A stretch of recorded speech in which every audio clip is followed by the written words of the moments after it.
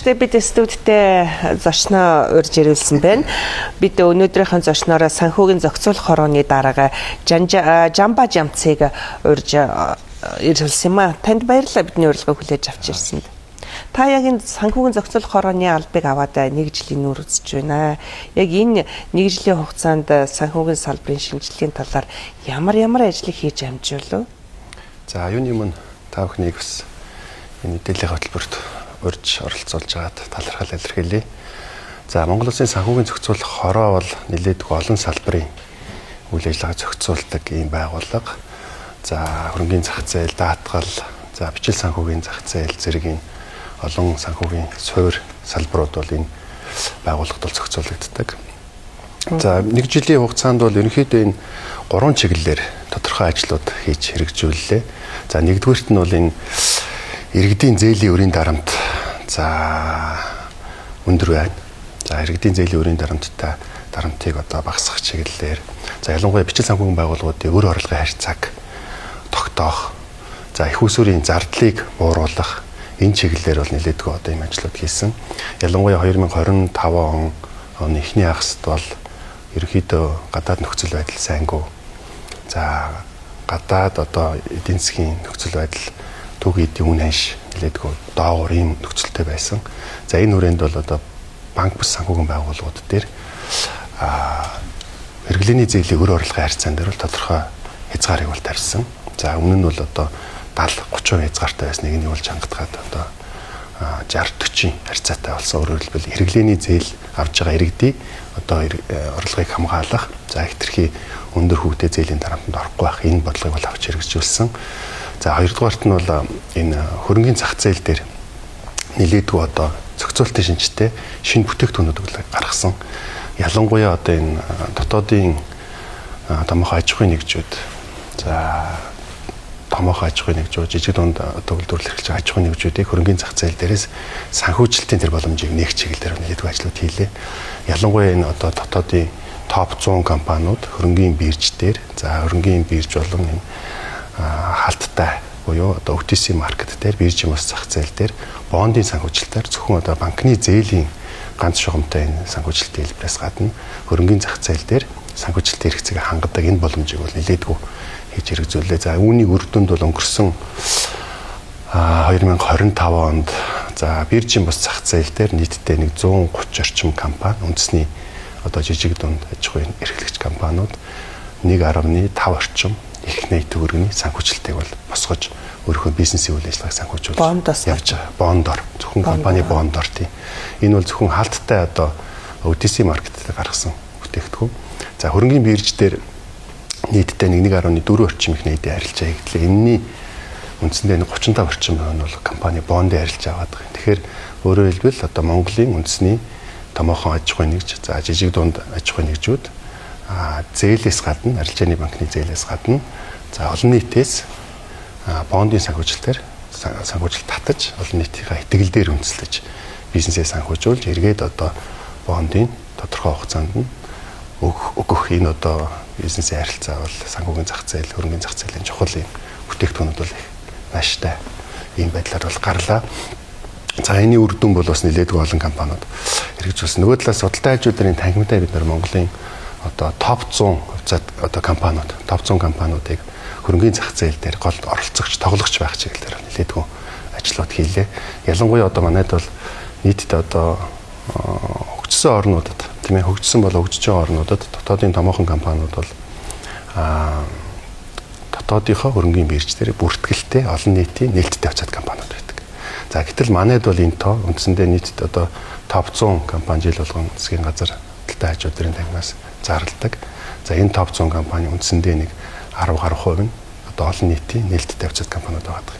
Тэгэхээр бол энэ компаниудыг ядаж одоо томоохон компаниудаа олон нийтийн нээлттэй болгох дотооддоо за нээлттэй болохоос IPO хийж олон нийтийн болгохоос гадна олон нийтийн нийтээс санхүүжилт татдаг. За энд нь одоо иргэд хөрөнгө оруулагч нар орж өгөөжийг хүртдэг.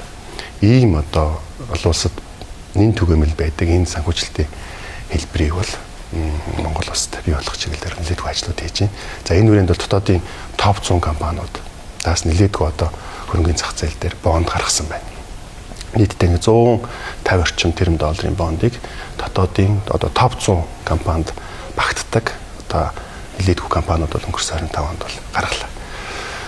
За 3 дугаарт нь бол ерөнхийдөө энэ хууль эрх зүйн орчны шинжилэл бол туйлын чухал байгаа. Ялангуяа манай санхүүгийн салбар дээр бол даатгалын тухай хууль гэхэд одоо 2003 оны хууль байх жишээтэй. За банк санхүүгийн үйл ажиллагааны тухай хууль бол одоо 2002 оны хууль. За хадгалам зээлийн хоршооны тухай хууль бол 2011 оны хууль гэдэг ингээд өөрөөр хэлбэл эдийн засгийн санхүүгийн зах зээлийн хөгжлөөсөө нэлээдгүй зохицуулалтын одоо орчин бол нэлээдгүй хоцрох ийм хэлбэртэй байгаа. За энэ үрээнд бол хэд хэдэн одоо хуулийн төслүүд дээр бол ажиллалаа. За эхнээсээ бол одоо санхүүгийн хүртээмжийг ялангуяа энэ иргэдэд олон нийтэд за хаслагдмал бүс нутагт санхүүгийн үйлчлэгээний хүртээмжийг нэмэгдүүлдэг. Энэ одоо манайхан бол хадгалам зээлийн хоршоо гэдэг одоо тэр бүтцийг бол мэднэ. За энэ хуулийг бол бид бүхэн санхүүгийн оршоо гэдэг энэ одоо нэртэйгээр шинжилсэн найруулгын төслийг боловсруулад улсын их хурлын одоо нэр бүхий өврийн туяа одоо заяа бол гишүүн нартай хамтарч ажиллаж хоёр гишүүн маань сая 12 сарын 30-ны өдөр улсын их хурлд өргөн барьсан. Энэ хаврын чуулганаар бол энэ хууль өргөн баригдана, хэлэлцэгдэнэ. За энэ хуулийн гол онцлог бол ялангуяа манайх шиг юм олон сумтай 330 гаруй сумтай хаслагдмал бүс нутагт ажиллаж амьдардаг олон мянган ард иргэдтэй, малчин мөрхүүдтэй энэ оронд бол энэ орон нутгийн иргэдэд санхүүгийн үйлчлэгээний хүртээмжийг хямд зардаар хүргэх нөгөө талдаа одоо нийгэм соёлын болон бусад энэ хэрэгцээг бол хангадаг. Зөвхөн хадгалам зээлийн үйл ажиллагааны хэрэгцээгнээс гадна бусад төрлийн одоо санхүүгийн түрээс ч гэдэг юм уу, тийм ээ, лизинг ч гэдэг юм уу, төлбөр тооцоож гэдэг юм уу. За ялангуяа одоо тэр даатгалын үйлчлэгээ нь төлөөлөгчийн үйлчлэгээгээр дамжуулж даатгалын үйлчлэгээ авах гэдэг нь санхүүгийн нийтлэгийн хэрэгцээг хангах тийм хэлбэрлүү бол энэ хуулийн төслийг бол боловсруулад өргөн барьсан бол ажиллаж байгаа. За тэгээд дээрээс нэмээд хэлэхэд бол хөрөнгөний зах зээл дээр бол шинэ бүтээгдэхүүнүүд, шинэ үйлчлэгээнүүд бол олноор гарах зайлшгүй шаардлага байна. Энэ хүрээнд бол санхүүгийн зохицуулах орооноос энэ хамтын сан буюу одоо олон нийтийн дунд ажилладаг энэ хамтын crowd fund гэж нэрлэдэг энэ одоо хамтын санхүүжилтийн энэ тогтолцоог бий болгох чиглэлээр бол нэлээдгүй ажлууд хийж байна. За эхнээсээ бол анхны хамтын сангууд, гэрээний сангууд, за алтан дээр индекс дээр суурилсан ийм одоо exchange traded fund гэж нэрлэдэг ийм хэлбэрийн сангууд бол Монголд үүсээд анхныхаа одоо хөрөнгө оруулалтыг босгоод ингээд бол ажиллаж байна. За энэ санхүүжилтийн схемүүд бий болох нь явуун ташигтай байхаар эцсийн дүндээ нөгөө санхүүжилтийн хүртэг буурах, зээлийн хүүг бууруулах, зөвхөн банк давмгайсан гэдэг нь банкнаас зөвхөн санхүүжилт авдаг энэ санхүүжилтийн схемээс гадна бусад төрлийн одоо краудфанд санхүүжилтийн одоо төлбөрөөр гэдэг юм уу, бондын хэлбэрээр гэдэг юм уу, эсвэл одоо факторингаар гэдэг юм бусад төрлийн санхүүжилттэй шийдэлт болдог. Тэр олон сонголттой санхүүгийн үйлчлэгээ бүтээгдэхүүнийг бий болгох чиглэлээр нэлээдгүй ажил хийгээд явж байна да. Хамтын сан гэхээр одоо сан гэдэг үгнээс манайхан бас их жирэгдэг болчиход байна шүү дээ. Сан гэдэг үг чинь бас их содон сонсогдож байна л да. Хамтын сан гэхээр одоо анхны тийм тохиолдлууд үр ашгаа хүрч байгаа тийм жишээнүүд байна уу? Байлгүй яг уу. Одоо ерөнхийдөө нөгөө хөрөнгө оруулалтын сан гэдэг агуулгаар бид нэр ойлгох хэрэгтэй. Одоо альва хөрөнгө оруулалт ялангуяа томоохон төслийн хөрөнгө оруулалтууд бол томоохон одоо хөрөнгө оруулалтын банкуд юм уу эсвэл хөрөнгө оруулалтын сангуудын одоо санхүүжилтээр тодорхой том төслүүд бол хэрэгждэг. Ерөөсөө энэ санхүүжилтийн механизм нь ийм хэлбэрээр явдаг. Тэгэхээр Монголд бол 2013 онд хөрөнгө оруулалтын сангийн тухай бол анх батлагдсан. Түүнээс хойш бол энэ 15 оноос эхлээд хөрөнгө оруулалтын сангууд, мэргэжлийн сангууд үүсэж байгаа. Тэгээ сангийн ерөөсөө гол ач холбогдол нь юу вэ гэхээр өөрөөр хамтын болон хувийн гэдэг юм хэлбэрүүдтэй байна. Тэгэхээр манайд бол хамтын сангийн хэлбэрүүд бол нөгөө манайд ч бол иргэн гэдэг юм уу, хувь иргэн хөрөнгө оруулалт хийхэд за мэдээж мэргэжил боловсролын хувьд сайн санхүүгийн шийдвэр гаргах боломжтой, санхүүгийн зах зээлийн өргөн мэдлэг мэдээлэлтэй хөрөнгө оруулагч нар байгаа. Агтл тийм мэдээлэлгүй мөртлөө тодорхой хоримтлалтай хөрөнгөний зах зээл дээрээс одоо санхүүгийн зах зээлд хөрөнгө оруулах тийм ээ. Тийм сонирхолтой иргэд их бий л дээ. Тэгэхээр эднэрийг гол нь хөрөнгө оруулалтын тодорхой бодлоготой оруулсан хөрөнгө нь маш найдвартай одоо Кастидион банкнд хадгалагддаг. За тэр оруулсан хөрөнгө нь маш найдвартайгаар удирдах тодорхой ашигтай тийм одоо санхүүгийн хэрэгслүүдэд байршуулад өгөөж нь буцаагаад өгдөг. Тийм тодорхой хугацаатай мэргэжлийн фанд менежерүүд тэр хөрөнгөний удирддаг ийм институт бол туйлын чухал байдаг. Тэгэхээр ийм институт манай дээр бол одоо 30 гаруй байгуулагдсан. Ялангуяа хамтын сангууд бол эхний одоо 100 мянган гаруй одоо хувьцаа эзэмшигч, нэгж хэрэг эзэмшигч нартай, өөрөөр хөрөнгө оруулагч нартай 100 гаруй тэрбум төгрөгийн одоо санхүүжилт татаад тодорхой одоо ашигтай санхүүгийн хэрэгслүүдэд байршуулад буцаагаад иргэддээ тодорхой хэмжээний өгөөж өгөөд тэр нөгөө ашигтай ажилласнаас хамаарат санхүүжилт нь одоо зах зээлийн үнэ аш өсөөд явдаг ийм сангууд бол хэд хэд байгуулагдсан Монгол улсад бол үйл ажиллагаа явуулж байгаа. Тэгэхээр бол өөрөөр хөрөнгө оруулалтын сан гэдэг бол мэрэгжлийн хөрөнгө оруулалтын институтууд. Монгол улсын хөрөнгөний зах зээл дээр, энэ санхүүгийн зах зээл дээр бол одоо энгийнээр хэлбэл усаагаар шиг хэрэгтэй байгаа тийм бүтцийн институт бол хөрөнгө оруулалтын энэ мэрэгшин дагсан сангууд байна. Яг энэ рүү одоо иргэдийнхэн мэдээллийг бас гүнзгийрүүлэх гэвэл ямар ажил хийж санхүүгийн зохицуулахаар ч юм одоо хамтын сан гэдэг тэр бол хүмүүс бас сонирхолтой юм байна тийм үү? Ер нь бол иргэд тодорхой хоримтлалтай за зөвхөн одоо банкны хадгаламжаас өөр санхүүжилтийн юм хэрэгцээнүүд одоо санхүүгийн ийм боломжууд тийм ээ хөрөнгө оруулалтын боломжууд байдаг гэдгийг бол иргэд бол маш сайн мэддэг болчихсон. Ялангуяа одоо энэ мэрэгжлийн одоо хөрөнгө оруулалтын сангуудаар дамжуулж за мэрэгжлийн наадлын нөгөө брокер дилер гэдэг юм санхүүгийн дээр зуучлалын мэрэгжлийн институтээр дамжуулж хөрөнгө оруулах боломжийг иргэд бол маш сайн мэддэг болчихсон.